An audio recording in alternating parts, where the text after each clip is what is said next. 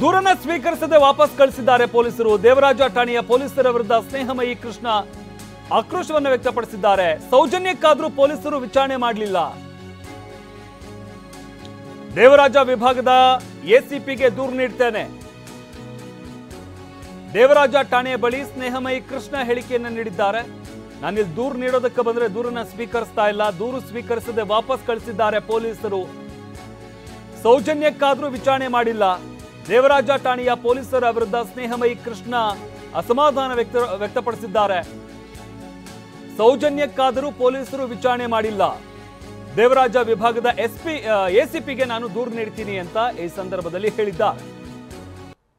ಮೈಸೂರಿನ ಲೋಕಾಯುಕ್ತ SP ಅಂತ ಉದೇಶ್ರವರು ನಾಪತ್ತೆಯಾಗಿದ್ದಾರೆ ಅಥವಾ ಅಪಹರಣಕ್ಕೊಳಗಾಗಿದ್ದಾರೆ ಅಥವಾ ಅಕ್ರಮ ಬಂಧನಕ್ಕೊಳಗಾಗಿದ್ದಾರೆ. ಈ ಬಗ್ಗೆ ಒಂದು ಕಾನೂನು ಕ್ರಮ ಕೈಗೊಳ್ಳಿ ಅಂತೇಳಿ ದೇವರಾಜ ಪೊಲೀಸ್ ಠಾಣೆಗೆ ದೂರು ಕೊಡೋಕ್ಕೆ ಬಂದಾಗ ಉಪ ಪೊಲೀಸ್ ನಿರೀಕ್ಷಕರಾದ ಜೈಕೀರ್ತಿ ಅವರು ಕನಿಷ್ಠ ಪಕ್ಷ ಸೌಜನ್ಯಕ್ಕಾದರೂ ಲೋಕಾಯುಕ್ತ SP ಕಚೇರಿಗೆ ದೂರವಾಣಿ ಕರೆ ಮಾಡಿ ಅಥವಾ ಲೋಕಾಯುಕ್ತ SPಗೆ ಕರೆ ಮಾಡಿ ಈ ಥರ ದೂರು ಬಂದಿದೆ, ಇದ್ರ ಬಗ್ಗೆ ಏನು ಮಾಹಿತಿಯನ್ನು ತಿಳ್ಕೊಂಡು ಆ ಮಾಹಿತಿನ ಕೊಡುವಂಥ ಒಂದು ತಮ್ಮ ಕರ್ತವ್ಯವನ್ನು ನಿರ್ವಹಣೆ ಮಾಡಿದೆ. ಈ ರೀತಿ ದೂರು ಕೊಡೋಕ್ಕೆ ನಿಮಗೆ ಅಧಿಕಾರ ಇಲ್ಲ, ಈ ದೂರನ್ನು ಸ್ವೀಕರಿಸಕ್ಕೆ ಸಾಧ್ಯ ಇಲ್ಲ ಅಂತೇಳಿ ತಿರಸ್ಕಾರ ಮಾಡಿದರೆ, ಹಾಗಾಗಿ ಈ ದೂರನ್ನು ದೇವರಾಜ ಉಪವಿಭಾಗದ ಸಹಾಯಕ ಪೊಲೀಸ್ ಆಯುಕ್ತರ ಕಚೇರಿಗೆ ಕೊಡೋದಕ್ಕೆ ಹೋಗ್ತಾ ಇದ್ದೀನಿ. ಒಬ್ಬ ಲೋಕಾಯುಕ್ತ SP ಕಾಣೆಯಾಗಿದ್ದರೆ ಈ ಥರ ಅಪಹರಣಕ್ಕೊಳಗಾಗಿದೆ ಅಂತ ಗಂಭೀರವಾಗಿ ಮಾಹಿತಿ ಕೊಟ್ಟರು ಕೂಡ ಕನಿಷ್ಠ ಪಕ್ಷ ಒಂದು ದೂರವಾಣಿ ಕರೆ ಮಾಡಿ ಮಾಹಿತಿ ತಿಳ್ಕೊಳ್ಳುವಂಥ ಸೌಜನ್ಯತೆ ನಮ್ಮ ಪೊಲೀಸ್ ಇಲಾಖೆ ಅಧಿಕಾರಿ ಇಲ್ಲ ಅನ್ನೋದು ಈ ದೇಶದ ದುರಂತನೇ ಸರಿ. ದೇವರಾಜ ಉಪವಿಭಾಗದ ಸಹಾಯಕ ಪೊಲೀಸ್ ACP ಆಫೀಸ್ಗೆ, ದೇವರಾಜ ಉಪವಿಭಾಗದ SCP ಕಚೇರಿಗೆ ಹೋಗ್ತಾ ಇದ್ರಿ.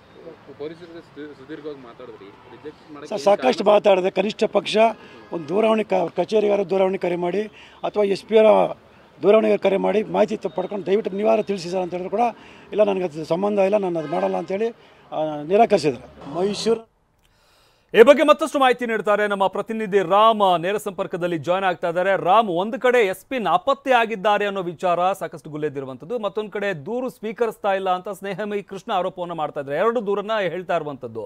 ಬಟ್ SP ಎಲ್ಲಿದ್ದಾರೆ ಅನ್ನೋದ್ರ ಬಗ್ಗೆ ಏನಾದರೂ ಮಾಹಿತಿ ಸಿಕ್ಕಿದ್ಯಾ? ಹಾಗೆ ದೂರಿನ ವಿಚಾರಕ್ಕೆ ಸಂಬಂಧಪಟ್ಟಂತೆ ಏನು ಹೇಳ್ತಾರೆ ಹಾಗಾದ್ರೆ ಸ್ನೇಹಮಯಿ ಕೃಷ್ಣ? ಶಮಂತೇನು CM ಸಿದ್ದರಾಮಯ್ಯ ವಿರುದ್ಧ ಪ್ರಕರಣ ದಾಖಲಿಸಬೇಕು ಅಂತೇಳಿ ಜನಪ್ರತಿನಿಧಿಗಳ ವಿಶೇಷ ನ್ಯಾಯಾಲಯ ಆದೇಶವನ್ನು ನೀಡಿತು.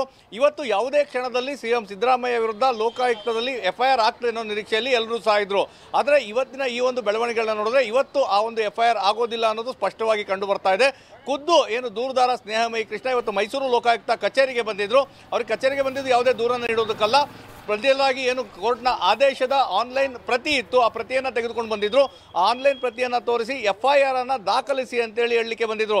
ಆದರೆ ಅವರು SP ಅವರು ಅವರಿಗೆ ಭೇಟಿ ಆಗಲಿಲ್ಲ. ಮೂಲಗಳ ಪ್ರಕಾರ SP ಅವರು ಸಹ ಬೆಂಗಳೂರಿಗೆ ತೆರಳಿದ್ದಾರೆ. ಯಾಕಂದರೆ FIR ದಾಖಲಿಸೋದಕ್ಕೆ ಒಂದು ಸರ್ಟಿಫೈಡ್ ಕಾಪಿಯ ಅವಶ್ಯಕತೆ ಇರ್ತದೆ. ದೂರುದಾರ ಸ್ನೇಹಮಯಿ ಕೃಷ್ಣರೇ ಆ ಒಂದು ಸರ್ಟಿಫೈಡ್ ಕಾಪಿಯನ್ನು ತಂದು ಕೊಡ್ಬೋದು, ಅಥವಾ ನ್ಯಾಯಾಲಯದಿಂದ ಲೋಕಾಯುಕ್ತಗೆ ಆ ಸರ್ಟಿಫೈಡ್ ಕಾಪಿ ಸಿಗ್ತದೆ, ಆದೇಶದ ಪ್ರತಿ ಸಿಗ್ತದೆ. ಅದನ್ನು ಆಧರಿಸಿ ಅವರು FIR ದಾಖಲಿಸುವಂಥ ಕೆಲಸ ಆಗ್ತದೆ. ಹೀಗಾಗಿ ಮೂಲಗಳ ಪ್ರಕಾರ SP ಉದೇಶ್ ಅವರು ಆ ಒಂದು ಪ್ರತಿಯನ್ನು ಕಲೆಕ್ಟ್ ಮಾಡ್ಕೊಳ್ಳಿಕ್ಕೆ ಬೆಂಗಳೂರಿಗೆ ತೆರಳಿದ್ದಾರೆ ಅನ್ನೋ ಮಾಹಿತಿ ಇದೆ. ಆದರೆ ಸ್ನೇಹಮಯಿ ಕೃಷ್ಣ ಹೇಳುವಂಥದ್ದು, ನಾನು SP ಕಚೇರಿಗೆ ಬರೋದಾಗಿ ನಿನ್ನೆಯೇ ತಿಳಿಸಿದ್ದೆ, ನಾನು ಆನ್ಲೈನ್ನ ಆದೇಶದ ಪ್ರತಿಯನ್ನು ತೆಗೆದುಕೊಂಡು ಬಂದಿದ್ದೆ, ಸೊ ಅದರಲ್ಲೇ ಅವರು FIR ಅನ್ನು ದಾಖಲಿಸಬಹುದಾಗಿತ್ತು.